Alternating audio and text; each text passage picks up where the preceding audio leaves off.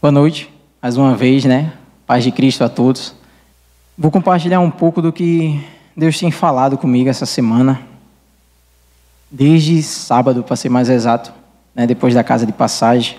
Deus tem falado comigo sobre nossos pensamentos, né? A importância dos pensamentos em nossas vidas, né? Como o pensamento, ele dita uma ação.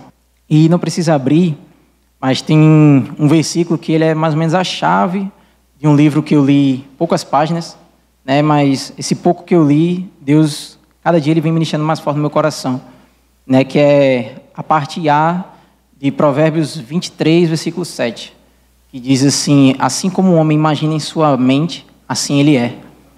Vamos lá, o versículo-chave de hoje, queria aqueles que assim quiserem, né? Está lá em Romanos, capítulo 12, versículo muito conhecido, versículo 2. Romanos, capítulo 12, versículo 2. Quem achou diz assim: eu tenho a mente de Cristo.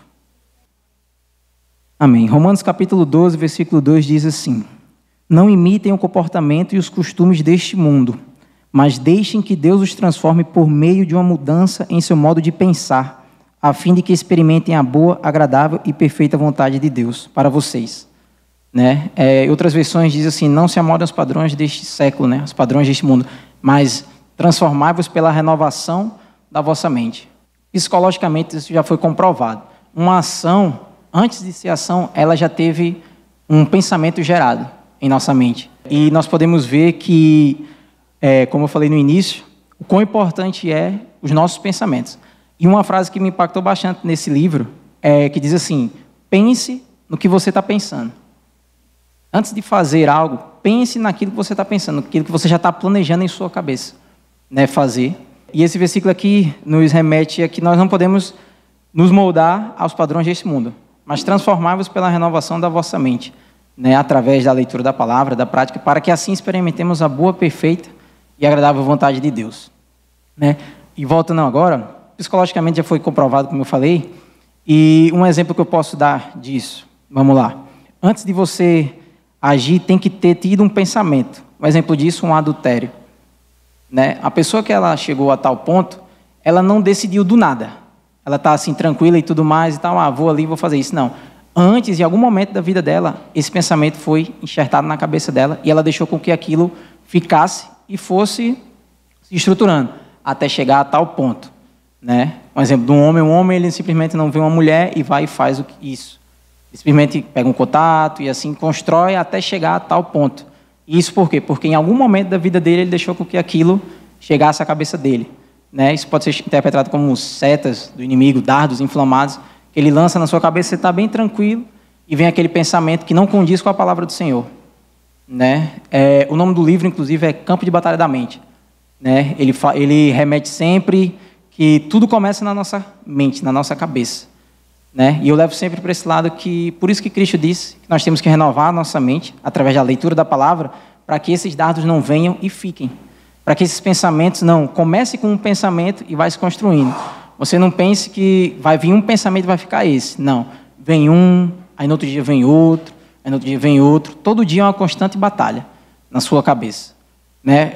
Eu gosto de um exemplo que eu ouvi um pouco, desde que eu comecei o processo de conversão, e diz assim: você imagina dois cachorros, um preto e um branco, certo? Digamos que esses cachorros vão se enfrentar daqui a uma semana, certo? Só que você só alimenta o preto. Só dá comida para o preto, trata bem o preto, e o branco você esquece. Daqui a uma semana, quem vai ganhar? E se alimentou o que você tratou bem ou o que você não deu comida e tratou ele mal? Com certeza o preto, certo? Assim, são os pensamentos dentro da sua cabeça. Tem os pensamentos ruins, que não vêm de Deus, e tem os pensamentos bons, que vêm mediante você vai conhecendo a Ele. Você vai vendo o que é certo, o que é errado, o que agrada a Deus, né? E vai fazer com que sua vida seja uma vida melhor, né?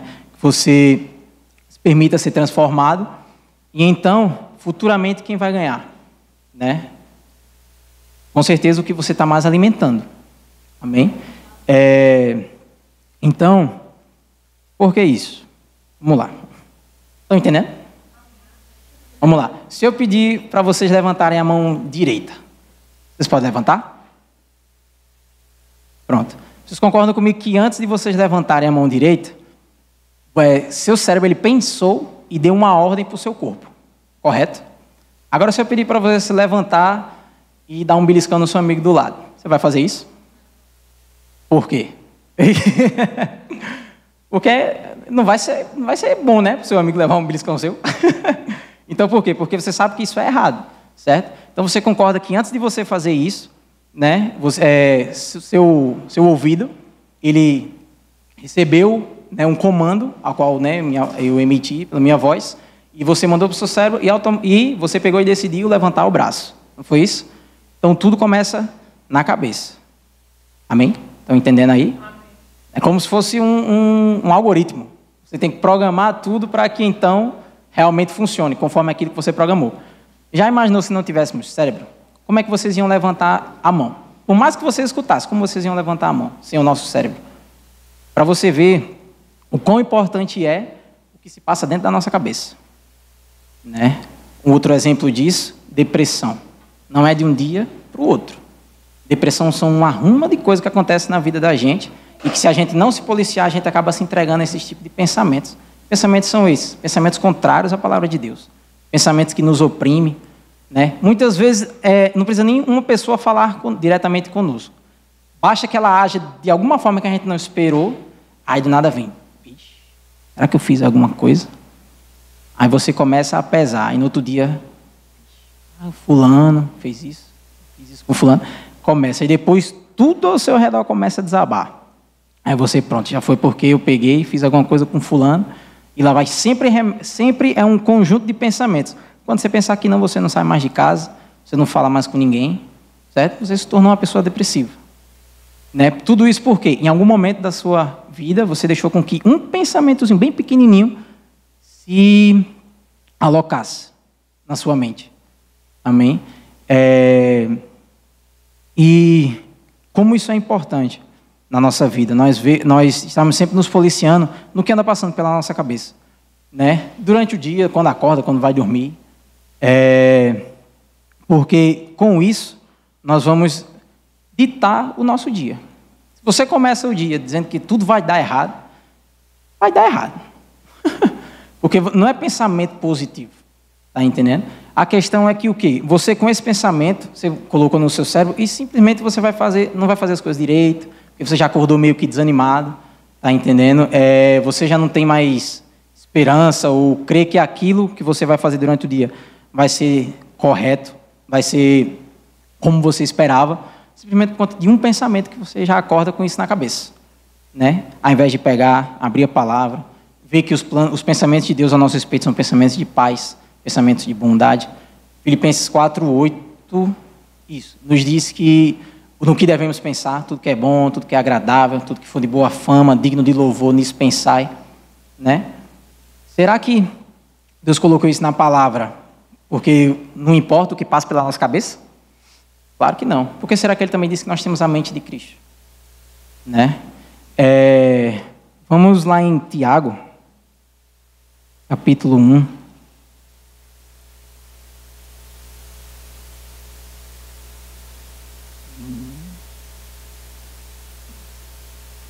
Amém. Amém. Vamos lá. Tiago 1, versículo 12. Posso ler? Amém. Feliz é aquele que suporta com paciência as provações e tentações, porque depois receberá a coroa da vida que Deus prometeu àqueles que o amam. Aí agora. E quando vocês forem tentados, não digam, esta tentação vem de Deus, pois Deus nunca é tentado a fazer o mal, e Ele mesmo nunca tenta alguém. Aí esse agora. A tentação vem de nossos próprios desejos, que nos seduzem e nos arrastam. Esses desejos dão a luz ao pecado, e quando o pecado se desenvolve plenamente, gera a morte. Voltando à parte que eu falei do adultério, que as pessoas vão alimentando. Né? Muitas vezes a pessoa bota a culpa, quem me forçou a fazer isso foi o tinhoso, né? O catingoso lá. Quando, na verdade, aqui a Bíblia está certa. Não foi Deus. Eu também fico meio triste, assim, porque tem irmãos hoje nossos nas congregações ficando doentes ou acontecendo tudo de ruim na vida deles, e eles dizem que é Deus. é uma prova, que eles têm que passar isso e aquilo, quando aqui já disse que Deus ele não tenta ninguém, até porque ele mesmo não pode ser tentado, né? Antes, pronto, a consequência do adultério, isso já foi porque estava no coração do homem, né? A nossa mente ela é ligada com o nosso coração, então por isso que nós temos que sondar direto o que está passando pela nossa cabeça. Acho que lá em Provérbios também diz que de tudo quanto devemos guardar, guardemos o coração, porque dele é que procede fonte de vida, né? Nós pensamos na nossa cabeça, passa pelas nossas emoções e então gera uma ação.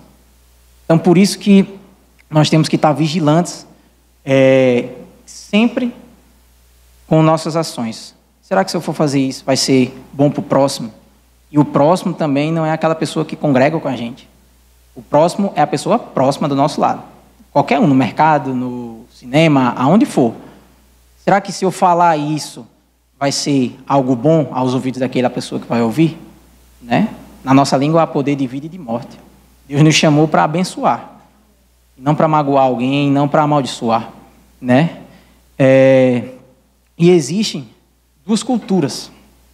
Né? Existe a cultura do reino dos céus, as que não sai, e a cultura do mundo. Né? A cultura do mundo diz o quê? Olho por olho, dente por dente. Né? E a cultura do reino dos céus é o quê? Amem seus inimigos e ore pelo que vos persegue. Negócio doido. Né? Mas é capaz.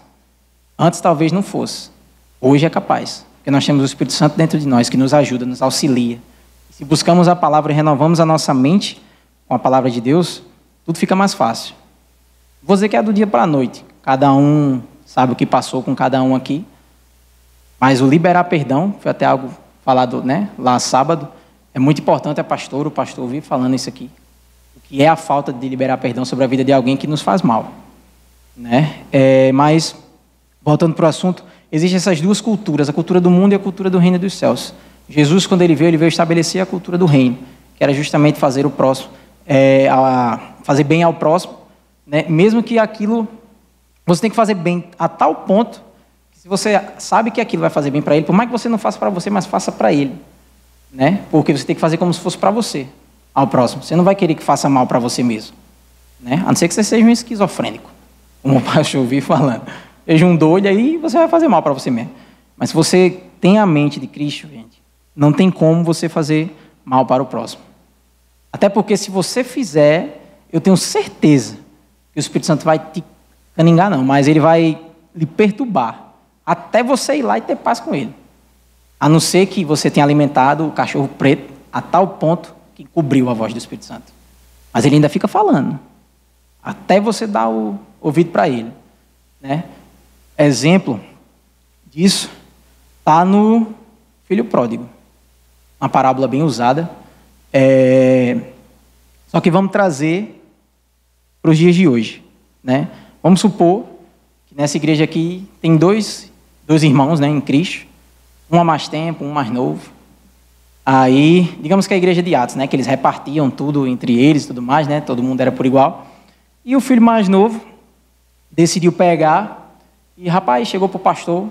Disse, pastor, me dê tudo que eu tenho direito, eu vou viver. Aí o pastor pegou e disse, não, está aqui, meu filho. Está aqui a sua parte. E ele pegou e foi embora. Gastou o que não devia e tudo mais, tinha uma vida boa, era bem alimentado, mas com a curiosidade dele pegou e foi-se embora. Aí então, durante essa vida toda que ele viveu, bem cuidado, bem estruturado aqui dentro da igreja e tudo mais e tal, ele decidiu sair para ver o que o mundo tinha para dar, né? Para ver o que tinha para oferecer. E acabou gastando tudo que tinha, na lama, procurando cantos para dormir, debaixo de estabelecimentos, isso e aquilo. A vida péssima. Enquanto o outro ficou aqui dentro, certo? Ficou fazendo, servindo e tudo mais e tal. E então, o mais novo, que pediu a sua parte, e tão cego que estava, um belo dia ele pegou e escutou aquela voz, bem pequenininha, falando com ele, lembrando a ele, trazendo à memória a vida que ele tinha antes de ter tomado essa decisão. E ele disse, poxa, eu vou voltar. Vou voltar porque lá eu tinha lugar para mim, eu era bem alimentado, né, a galera me amava, meus líderes se importavam comigo. Vou voltar.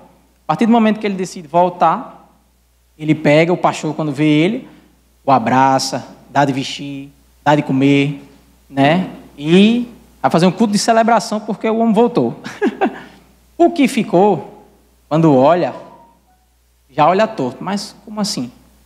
Né? Ele pegou, foi-se embora, deixou a gente, né? E agora quer voltar com direito a estudo. Eu vou ter uma reunião particular com o pastor. Pastor, vamos ali, vamos conversar um pouquinho. Aí, quando chegou, ele fala: pastor, eu não admito isso que vocês fizeram com ele. Porque ele pegou, deixou a gente, gastou o que já não devia, tá entendendo? E agora ele volta e o senhor dá tudo para ele, faz isso tudo com ele. Acho que isso não é justo. Olha o que o modo de pensar faz com o Filho de Deus. Sabe o que o pastor falou? O pastor disse: meu filho, o que eu estou fazendo para ele, você pode ter também. Certo? A questão, o erro não está em nós. Possa ser que o erro esteja em você. Porque você está dentro de casa, está aqui, tudo, mas talvez sua cabeça esteja lá fora.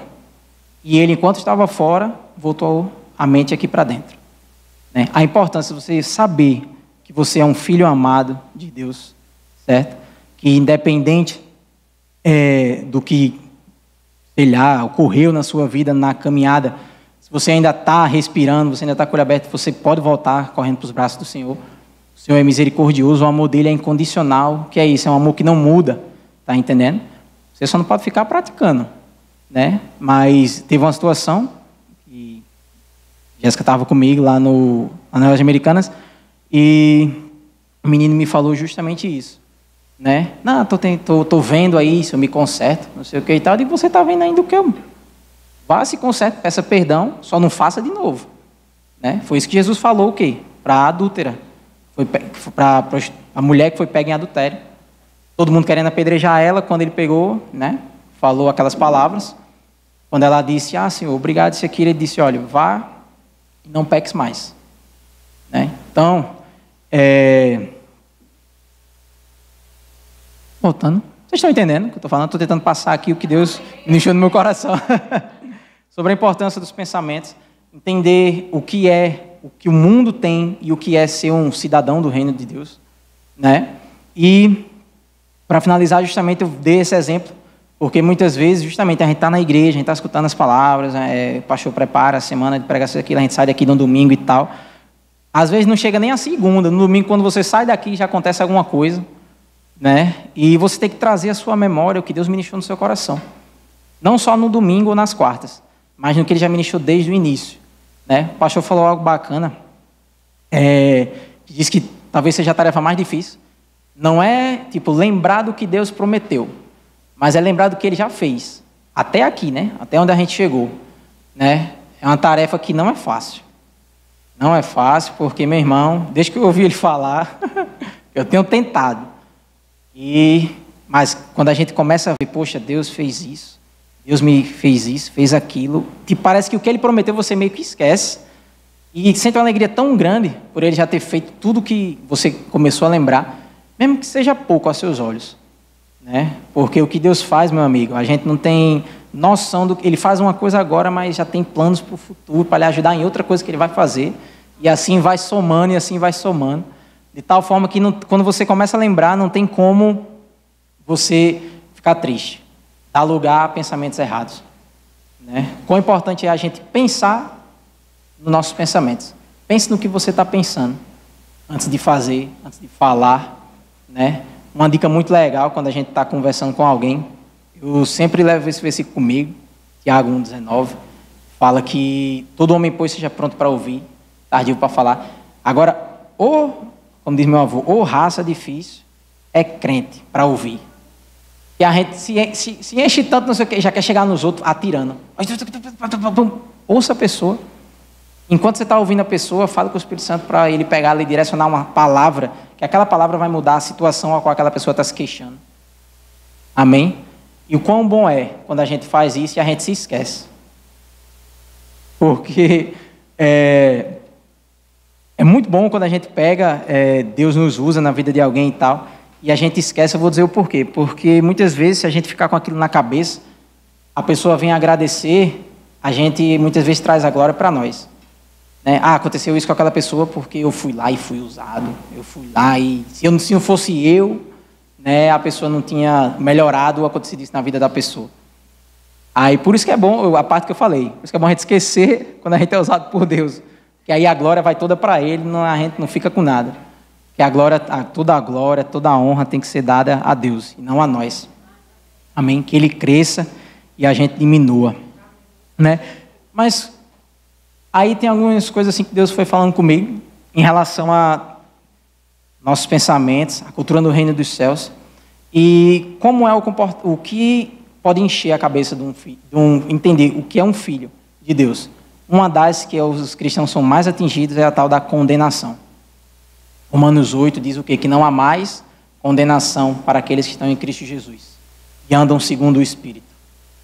Meu amigo, você está buscando, você está servindo ao próximo. Cara, não tem como, quando a condenação vir, que ela vem de tudo que é forma, ela permanecer. Os pensamentos ruins vêm, mas quem vai dizer o que vai permanecer ou não é você mesmo, né? Tem que entender que não existe mais condenação. Nós temos que entender que não existe mais condenação. Nós temos que entender. Tem uma passagem muito linda que Deus me deixou no meu coração, é a parte do batismo de Jesus, né? Que até o batismo não tem relatos de que Jesus tinha feito nada assim, cura nem nada e tudo mais. Mas a primeira coisa que Deus falou para Jesus foi o quê? Eis aí o meu filho amado em quem eu tenho prazer. O homem não fez nada até então e Deus já disse que ele era amado. Né? Não espere que aconteça algum fenômeno na sua vida, você ore por alguém, a pessoa, o braço, um coxo e o braço se estenda, isso e aquilo. Não espere que isso aconteça. Creia que isso vai acontecer, mas entenda que você é amado independente disso acontecer ou não. Amém? Independente de vir acontecer alguma coisa extraordinária na sua vida, você sabe de uma coisa, poxa, eu sou um filho amado de Deus. Independente desses pensamentos que estão vindo na minha cabeça, eu tenho a mente de Cristo, estou renovando a minha mente, e eu sou um filho amado pelo próprio Criador. Amém? Umas cabecinhas meio tristes assim. Meu amigo era para estar dando um pulo. Porque já pensou, nós éramos escravos antes disso. Tem até uma música, né? Não mais escravos. Nós éramos escravos e Deus nos colocou escravos do pecado, né? Não de Deus. E Deus nos colocou em posição de filho. Antigamente, para a pessoa ter presença, já foi pregado isso aqui, tinha que passar por N coisas, tipo assim, parecia uma entrevista de uma empresa que eu fiz recentemente, que, meu amigo, o padrão deles é Jesus. Não tem outro, não. Tá entendendo? Porque, assim, você passa por uma etapa, aí reprova em uma. Aí passa pela segunda, aí reprova. Tem umas 6 etapas, você passou na quinta, na sexta, você reprova. Aí, por isso que da próxima vez, se eu for lá, eu vou dizer, meu amigo, o padrão de vocês é Jesus Cristo. Não vai trabalhar mais ninguém aqui. Porque não tem lógica um negócio desse. Então, assim, era todo um processo para poder chegar a Deus e questionar e, tipo assim, e levar mais ou menos uma leroada. Então, assim, e hoje não, isso foi rasgado, Hebreus 4,16, e podemos chegar confiadamente, a fim de receber graça e misericórdia, socorro em tempo oportuno. Amigo, é fenomenal, velho. Na moral, que antigamente você pensar que o Espírito Santo vinha sobre, agora você tem ele dentro de você, meu amigo. Tá doido? É muito massa. É muito massa. Então é isso que eu queria deixar para a gente. Espero que Deus tenha ministrado no coração de vocês. Que a gente avalie nossos pensamentos. Amém. Sabe que nós somos filhos amados. E que venhamos a praticar a cultura no reino dos céus. Não esperemos chegar lá. Porque Jesus veio estabelecer ela aqui. Né? E a gente possa viver ela aqui. E lá ainda mais, claro. Então é isso aí. Amém. Deus é bom.